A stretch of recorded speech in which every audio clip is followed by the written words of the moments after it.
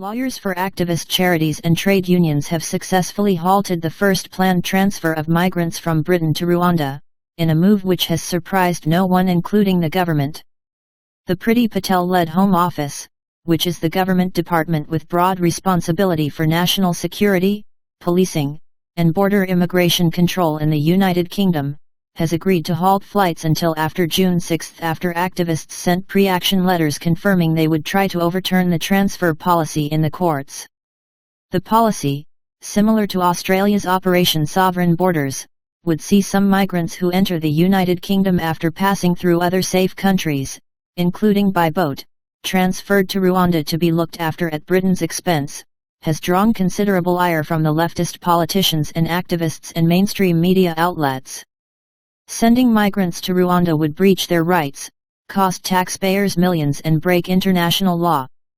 "We're fighting it, and we believe the public will support us," claimed Claire Mosley, the controversial founder of Care for Calais, one of the so-called charities bringing legal action against the policy, in comments quoted by The Telegraph.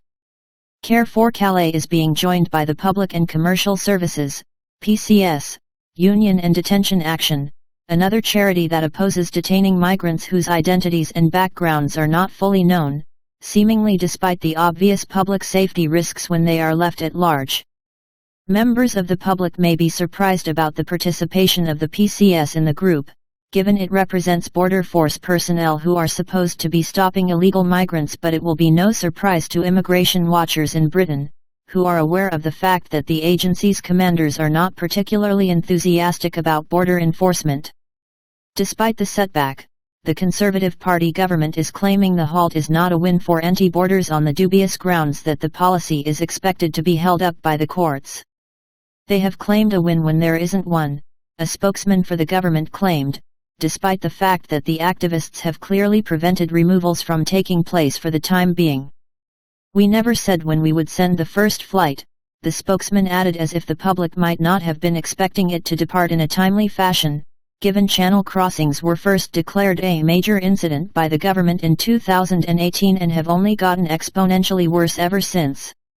Indeed, an official report by David Bolt, then Britain's independent chief inspector of borders and immigration, admonished the government in 2020 for not taking decisive action on the crisis in 2018, ruling that, if they had done so, the small boats route may not have become established in the minds of many migrants and facilitators as an effective method of illegal entry.